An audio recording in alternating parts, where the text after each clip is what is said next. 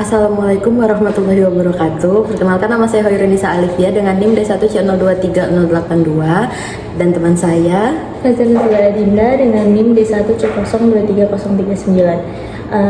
Pada video kali ini kami akan berdiskusi mengenai penerapan K3 dan ergonomi di Laboratorium Mikrobiologi Balai POM Jambi berdasarkan pengalaman selama melaksanakan kegiatan magang.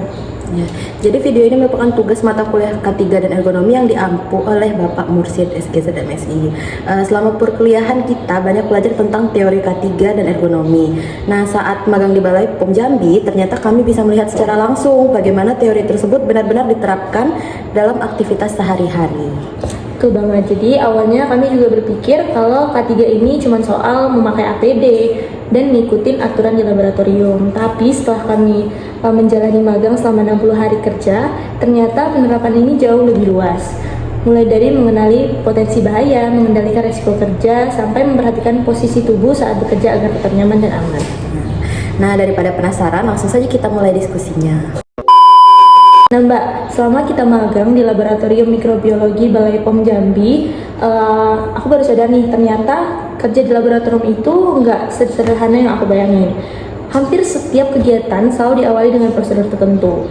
Menurut Mbak sendiri nih, apa nih alasan kenapa penerapan K3 di Laboratorium Mikrobiologi ini harus seketat ini? Karena kalau kita bandingin sama laboratorium kimia, itu pasti si laboratorium mikrobiologi ini lebih ketat ya untuk masalah APD, dan lain-lainnya.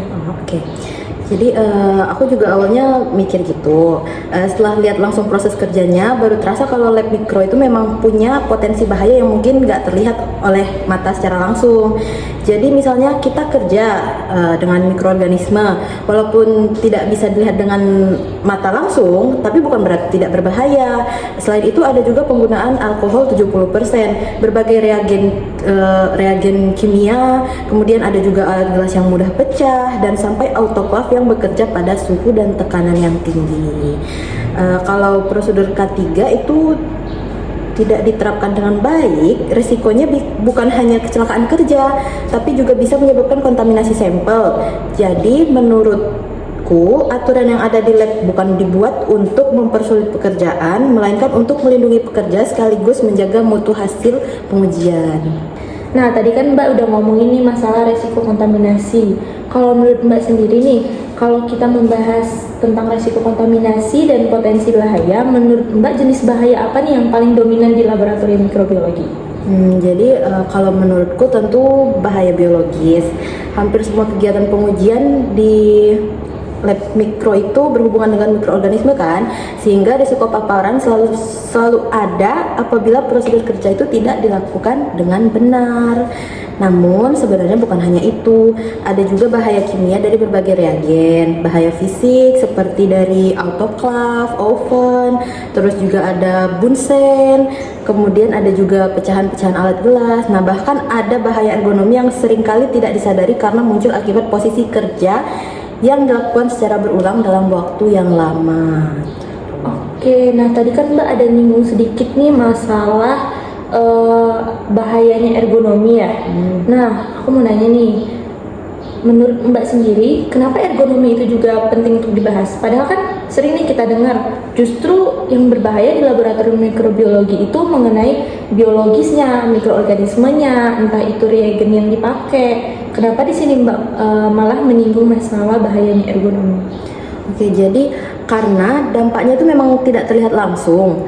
Misalnya saat analis melakukan pemipetan dalam jumlah banyak, mengamati sampel menggunakan mikroskop cukup lama, atau duduk di posisi yang sama selama berjam-jam, awalnya mungkin hanya terasa pegal, tetapi kalau dilakukan terus-menerus bisa menyebabkan gangguan pada otot maupun sendi. Nah oke, berarti ergonomi ini penting juga ya Mbak untuk diperhatikan ya selama kita bekerja di laboratorium. Oke, kita balik lagi ke K3 nih.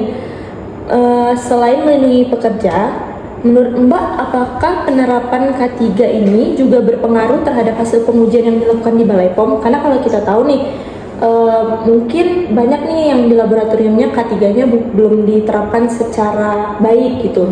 Apakah ini akan berpengaruh nih terhadap hasil pengujian yang dilakukan? Oh ya, Jadi menurutku sangat berpengaruh karena salah satu tugas Balai POM itu adalah memastikan bahwa produk pangan, obat, kosmetik dan produk obat KK itu harus memenuhi persyaratan keamanan dan mutu. Jadi kalau selama proses pengujian terjadi kontaminasi akibat pekerja yang tidak mengikuti prosedur, hasil analisis itu bisa menjadi tidak akurat dan dampaknya tentu cukup besar karena hasil pengujian tersebut jadi tidak benar tuh. Jadi setelah kita menjalani magang selama 60 hari kerja di Laboratorium Balai POM di Jambi ini, menurut Mbak apa nih pelajaran yang paling bisa Mbak dapetin tentang K3 di Lab Mikrobiologi Balai POM di Jambi? Oke, jadi menurutku yang paling berkesan itu adalah K3. Ternyata bukan sekedar teori yang dipelajari di kelas.